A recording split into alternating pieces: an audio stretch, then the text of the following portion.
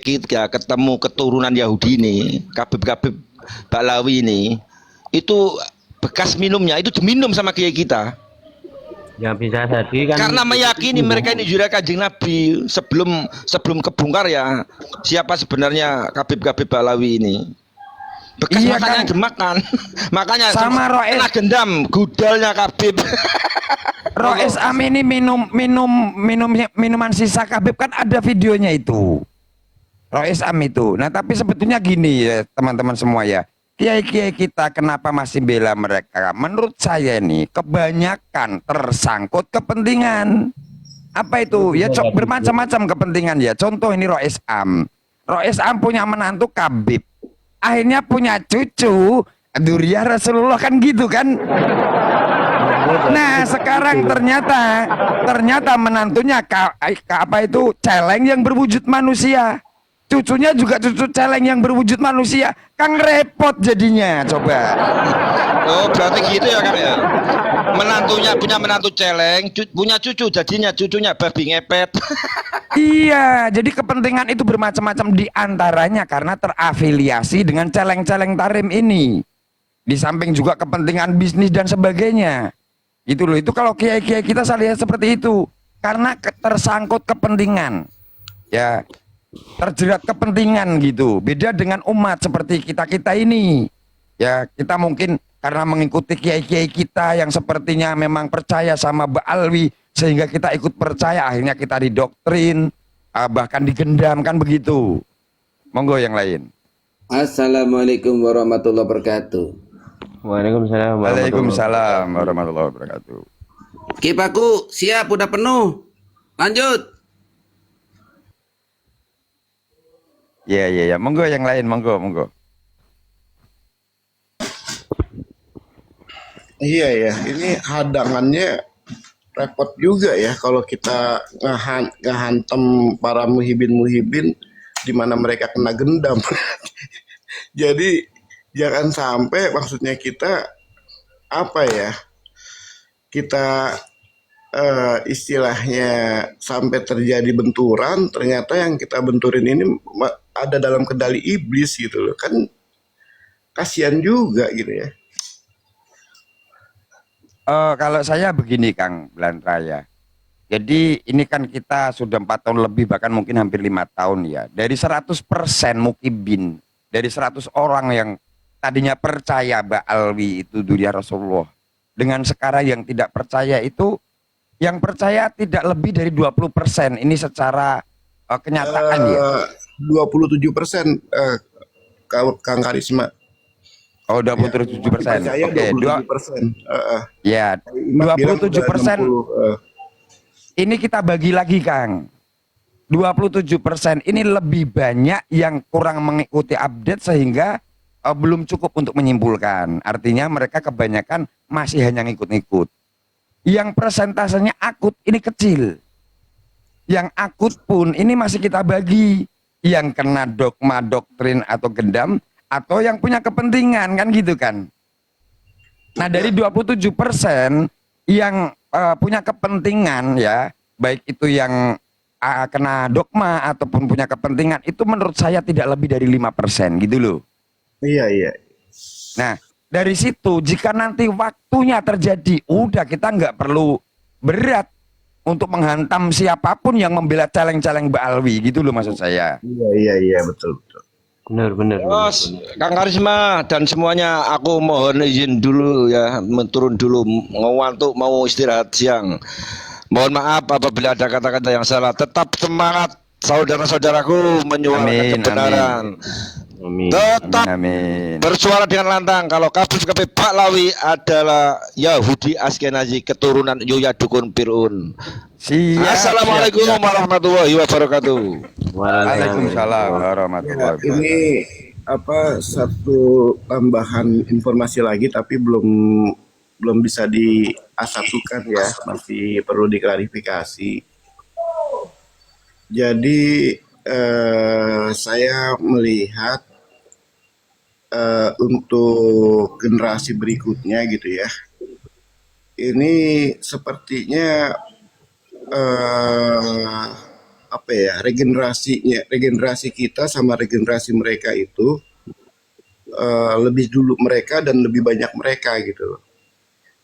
Maksudnya regenerasi ini ya ya yang umurannya masih 20 gitu ya, masih di bawah-bawah 30 yang ikut protesis, dan yang di bawah 30 yang ikut Bahalawi gitu ya. Secara jumlah kayaknya masih lebih banyak mereka gitu loh. Nah, saya tadi lihat gitu ya, untuk yang di bawah 30 ini sepertinya kurang personil gitu loh. Dan saya takutnya atau dikhawatirkan mereka akan mengalami yang dulu kita alami gitu loh. Bentuknya akan menjadi ancaman, terus kemudian persekusi. Kalau kayak kita gini ya diancam di persekusi ya udah siap tempur gitu loh. Tapi kalau misalkan yang di bawah 30 ini tentunya masih belum apa ya, mungkin masih belum punya keberanian atau bagaimana gitu loh. Karena mengingat dari segi jumlah kayaknya mereka kalah gitu. Mungkin bisa apa ya, dipikirkan gitu teman-teman.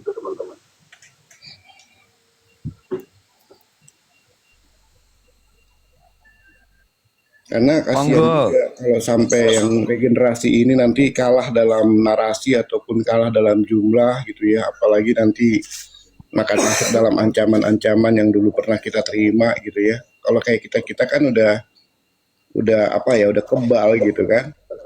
Ya bahkan mereka sendiri udah bingung bagaimana caranya persekusi mukimat.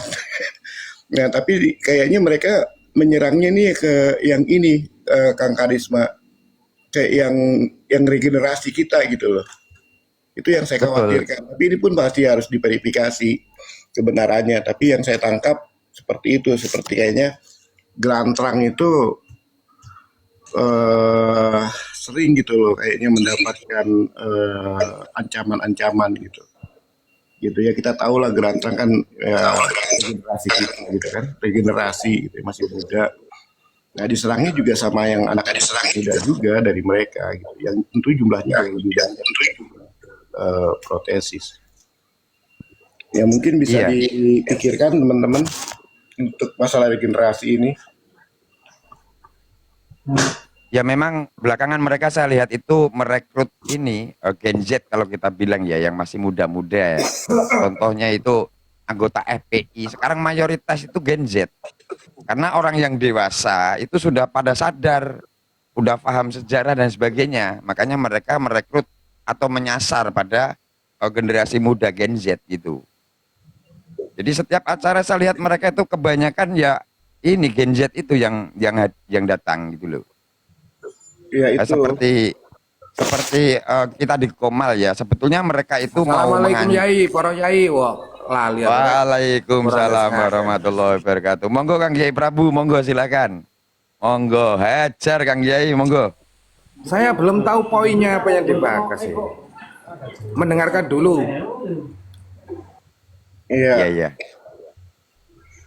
Kalau di Komal-Komal ini ya, ini karena memang mungkin saya juga udah tidak muda lagi dan sudah lama ya. Saya simpulkan sebetulnya mereka berani mengancam itu juga lihat-lihat. Kalau yang dilihat ini memang orang yang karakternya memang nggak empan diancam, mereka udah malas ngancam gitu loh. Mulai dari mana dulu nih, Ide Koroso? Jadi kalau masih kelihatan apa ya maju mundurnya, itu justru jadi sasaran diancam gitu Kang. Ya terutama yang masih Gen Z tadi, masih muda gitu.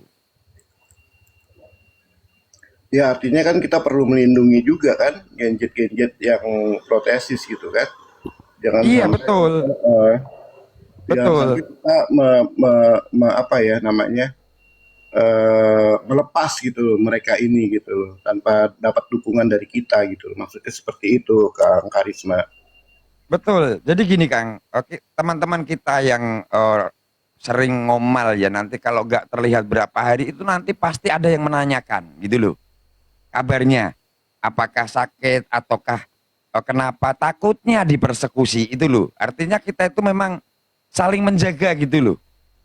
Baik ini di dalam Komal ataupun secara darat atau WA gitu, pasti nanti ada yang menanyakan. Kalau seumpamanya saya nggak nongol seminggu, pasti banyak yang menanyakan gitu loh. Siapapun itu artinya dalam rangka kita menjaga. Ya kalau nggak ngomal sakit atau ada kepentingan kesibukan sih, akhirnya kan nggak masalah, takutnya kalau dipersekusi kan seperti itu, Kang. Iya.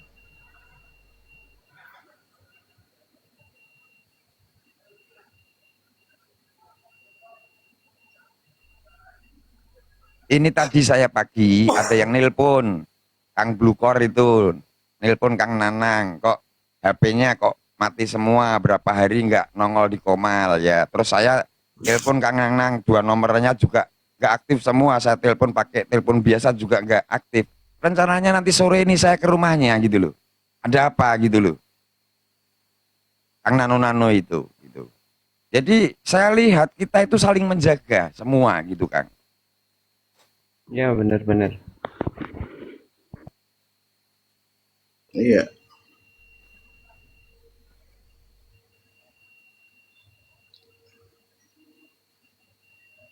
Tapi Ini kan kita semua itu sebenarnya harus anak tetap muda ini kan berhati-hati. mendengar Kita jangan instruksi dari apa? Panglima Bombardir nih. Jangan Panglima gegabah. Bombardir meminta para Genjet untuk buka Komal gitu loh.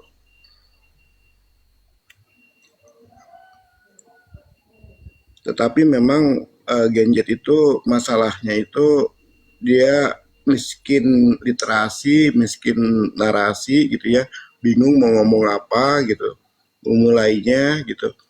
Nah, itu nanti boleh teman-teman kita masuk ke room Genjet ini untuk ngebantu lah gitu. Setelah dia bisa mengelola roomnya ya bisa kita tinggal gitu.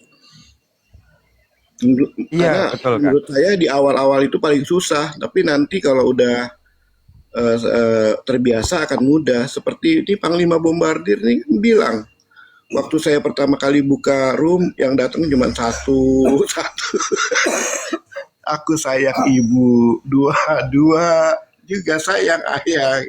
Tapi sekarang kan berbeda, udah jadi artis TikTok nih Panglima Bombardir kita ini. Iya, iya. Begitu buka Komal udah langsung banyak penontonnya. Gitu. Itu nanti di inilah Panglima Bombardir, para Genjet kita di apa namanya dilatih lah atau di support gitu loh.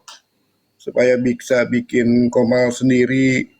Tapi ya saya yakin mereka akan mengalami hal yang kita alami dulu-dulu kalau pada saat kita buka Komal gitu ya, dulu-dulu kan teman-teman kita sering cerita kan, disuruh tutup akun lah, disuruh hapus PT lah.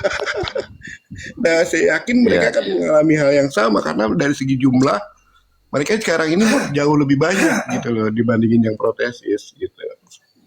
Berbeda dengan kita-kita yang udah tua begini, jumlah kita jauh lebih banyak daripada mereka, tapi yang di Genjet itu terbalik gitu, Kang Karisma. Iya.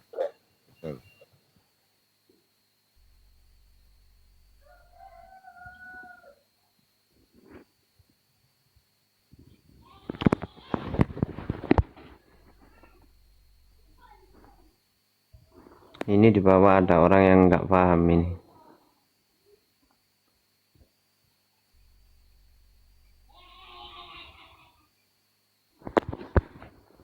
Yang dirasani itu bukan manusia ya, kangking ya, yang dirasani itu celeng yang berwujud manusia.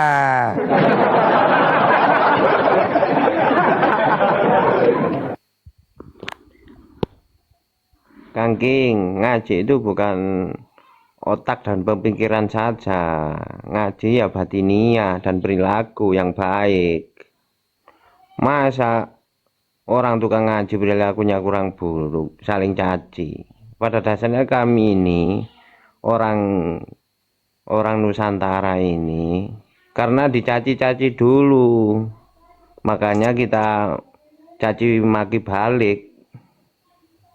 Nah, Ya ini sebelum adanya polemik ini kan nggak ada orang-orang Nusantara yang caci maki Habib karena mereka yang mendahului.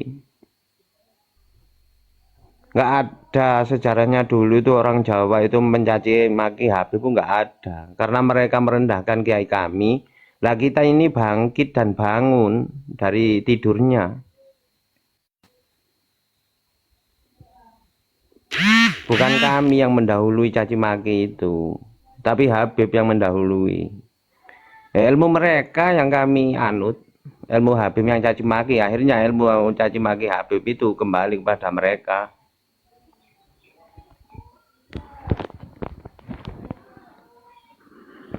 Iya, saya ingin melanjutkan narasi tentang gendam ya. Kalau misalkan kita lihat ya, para muhibin-muhibin ini yang suka masuk ke room-room kita, contoh lah Kang Bowo ya, mungkin Kang Bowo tahu kan ya, yang namanya Pram gitu kan, terus yang namanya Surfikar, terus yang namanya Satria Siliwangi gitu. Itu kan kelihatannya kayak orang pekok semua. Dia sadar gak sih apa yang diomongin, pada ngelantur semua ngomongnya gitu loh. Bener gak? Itu kan Iya, tanda betul. apa namanya, pola pikirnya itu terganggu gitu loh. Jarang yang kayak si Opa gitu, jarang gitu loh. Cuma rata-rata ngomongnya mungkin ngomong apa namanya, masuk ke komentar kita ngomongnya mukimat sesat, mukimat sesat, mukimat sesat. Gini Begitu Kang, aja. gini Gitu Kang loh. Belantara, Kelihatan yang gitu loh, kelihatan pekoknya gitu loh. gini Akan-akan Kang nggak ada Belantara. gitu. Heeh. Kalau menurut saya ya, logika ini kita pakai. Mereka yang akalnya normal, capek Kang. Capek bener yang normal itu, karena apa? Tiap hari harus membuat apa ya, framingan-framingan untuk ngeles. Bahkan fitnah untuk ngeles. Menghadapi kita-kita yang bernarasi memakai data fakta. Memakai Benar, betul. bukti gitu loh. Capek otak mereka yang waras-waras Kang. Makanya sekarang tinggal yang kurang waras, kurang waras. Masuk Iya, akal apa enggak coba? benar-benar. Jikalau mereka itu hatinya dingin untuk mendengarkan ceramah Habib itu, mereka akan keluar dengan sendirinya. Karena apa? Mereka itu berbicara tentang agama, tapi mereka itu halu. Rata-rata yang diceramahkan itu halu, bukannya nyata, enggak, halu. Mengarang-arang cerita kan gitu pada dasarnya mereka itu. Tapi bagi yang yakin dengan ceritanya itu, ya terbius dengan cerita-cerita doang. Makanya kita Mereka jangan itu akan hubungan sama orang. capek karena sudah mengikuti kebohongan. Untuk menutupi Benar. kebohongannya itu, mereka itu harus berbohong. Terus kalau udah berbohong, dia harus nyari lagi bohong apa lagi nih untuk menutupi kebohongan ini nih supaya terlihat benar. Mereka capek. Betul. Betul. Capek Kita akalnya Kang, kan bener. berdasarkan kebenaran. Kalau berdasarkan kebenaran kan nggak capek, tinggal lihat, gitu aja selesai. Benar. Kalau Orang mereka awam kan saja, orang awam saja jikalau punya salah minta maaf. Mereka punya salah banyak, nggak pernah ada klarifikasi yang minta maaf. Berarti kan sifat mereka les, itu nyari sifat alasan. itu Nyari alasan itu capek, merasa Bang. paling benar sendiri. Nyari alasan itu capek. Apa nih Kita- alasannya gitu. Kita ini nggak cuman punya bukti Kang, nggak cuman banyak bukti, tapi terlalu banyak bukti itu loh. Ya kan? Jadi nggak kekurangan bukti, Bang. Kalau di sini ada dari sini. Kalau di sini kurang dari sini. Terlalu banyak bukti. Jadi kita referensinya banyak. Betul. Yang Makanya kita bahas mereka ini bukan capek hoax. Kang. Selalu nyata. Capek harus berbohong terus. Bagaimana nggak capek berbohong? Identik begini nih, Bang. Misal Bang Karisma, saya maling motor nih, nyumpetin motor orang atau nyumpetin uang orang nih. Saya berbohong nih, ditanya sama teman, ya saya harus berbohong kan? Ini gini. Nah, ada lagi nanya lagi, dari mana kamu? Nah, dari situ. Itunya uang kamu dari mana? Dari sini. Dari sininya dari mana? Itu terus begitu. Nah. Capek tuh. Benar. Begitu. Kadang-kadang Kalau kita kan Kemal-kemal pakainya mereka itu bukti. kadang-kadang yang ngeluh capek katanya. Iya bener. Dong, pasti. Keperucut gitu pembicaraannya. Pasti ujung-ujungnya muter, blunder, muter-muter di situ aja gitu. Nah, Nah, kan sebaliknya Alhamdulillah kalian sudah capek. sebaliknya kita Kang, seperti saya pribadi ya. Awalnya saya kan nggak punya data untuk melawan narasi mereka ya kan. Akhirnya banyak menyimak dari teman-teman, dapat dari teman-teman. Akhirnya di situ kan mengasah kecerdasan juga kan. Kita mengikuti polemik. Ini menambahkan kita loh. Betul. Ya Kak. gimana Kang? Yang saya alamin juga begitu, betul. Jadi pada saat kita yang protesis ini ngikutin apa namanya polemik ini, kita tambah cerdas. Tapi Nambah ketika wawasan. Wihibin Bang Gantara, polemik ini tambah ini bodoh. ada yang tetangganya, pas tetangganya itu ada kemarin itu Kabib, tapi diusir. Ini dia ceritanya, ceritanya orangnya seperti apa, Pak? Bahasa Indonesia apa, Pak? Bernilai bagaimana? Habib itu yang dulu tetangganya itu seperti apa? Oh iya Pak, ini Pak, saya temennya Mas Saroni Pak. Iya, monggo. Ini cerita masalah Habib apa ya? Iya betul, Ya. monggo silakan. Tadi dibicarakan Mas Saroni, saya punya tetangga Pak, punya tetangga Habib Pak. Dia asalnya dari Surabaya gitu Pak. Tapi sekarang sudah pergi Pak. Diusir, tapi yang usir bukan orang lingkungan Pak. Bukan warga, tapi istrinya Pak. Iya. Nah, ceritanya gimana? Gimana? Tolong Gimana diceritakan ceritanya, kronologinya. Kalau ceritanya kurang tahu Pak. Yang saya tahu emang itu diusir sama istrinya. Iya gitu. Istrinya pribumi atau Mbak Alwi juga itu? Istrinya? Pribumi itu teman. Oh, iya. Istrinya tetangga saya Pak. Iya. Asli itu Pak, nggak bikin-bikin ini Pak. Nggak ngarang ini. Daerah mana itu Kang? Daerah Sikempol, Randusanga Sikempol. Brebes. Oh iya. Kronologinya tapi nggak tahu persisnya ya. Nggak tahu persis itu Pak. yang istrinya itu yang ngusir itu bisa jadi narasumber itu. Karakternya Pak, karakter orangnya itu yang disebut Habib itu karakternya angkuh Pak. Jadi dia maunya disapa. Saya sering nyapa 1 kali 2 kali. Terus dia mintanya disapa terus, saya nggak mau Pak. Iya. Rata-rata Kang, rata-rata Kabib gitu karakternya, rata-rata. Iya. Rata-rata ya Pak ya. Iya, Saya nggak mau rata-rata. Pak, saya beri. Iya. Betul. Ya Pak, pengennya saya kalau saya nyapa, ya dia juga nyapa gitu Pak. Iya. Jangan mentang-mentang dia disebut Habib, maunya disapa. Saya nggak mau Pak. Betul. Iya. Kita ini menghormati orang, kita harus menghormati orang itu. Jikalau kita itu saling sapa sama orang ya kita akan selalu disapa kan gitu. Mereka itu gitu, Pak. belajar agama Gitu. tapi tidak bisa mengaplikasikannya. Ingin dihormati tapi mereka nggak ingin menghormati kita. Kan nol itu namanya, tolol namanya. Betul. Saya malah begini, barangkali berandai-andai nih untuk Bang Saroni, berandai-andai nih analisa apa karena andai-andai saja, pemikiran saja. Jangan-jangan Habib ini kenapa diusir sama istrinya? Sudah tidak menghasilkan uang kayaknya. Wah, itu betul sekali Pak, yang saya maksud. betul. Saya mau ngomong begitu Pak, tapi nggak enak gitu. Iya betul itu. Betul, itu begitu karena dawirnya udah nggak laku, istrinya kan gitu. tapi dia sempat bagi waris Pak. Waalaikumsalam. Iya. Dan juga rata-rata Kabib itu malas kerja memang rata-rata. Ya, betul Pak, betul. Ya. Terus kalau kita mencari Kabib yang jalannya menunduk itu jarang Kabib jalannya menunduk gitu loh. Jarang Pak ya. Jarang. Ya cari aja coba bener apa enggak saya bilang. Jarang saya lihat itu. Mereka jalan nunduk bahkan seperti Topik Asegaf itu setengah mendongak itu kalau jalan itu. Tapi setengah ngegang juga Bang Karisma. Bukan Kalau kita nilai dari orang awam saja ya, kita nilai dari orang awam saja, Habib itu lo kalah. Orang awam saja menghormati, nunduk sama orang lain, orang awam.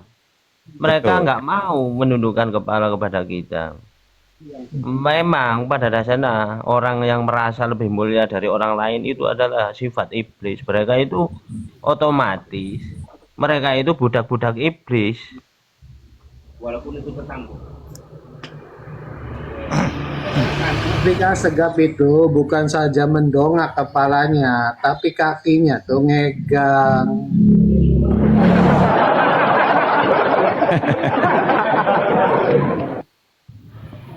Logikanya seperti ini.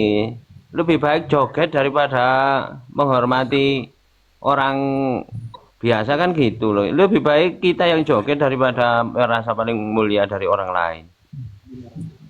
Betul, betul. Lebih baik sayur sama sinden apa ya?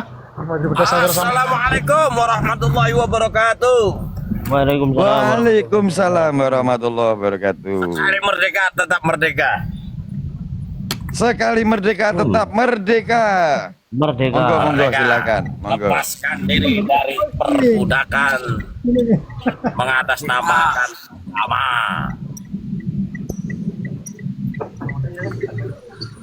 Mereka itu mirip yang dikabarkan katanya menjanjikan surga di akhir zaman.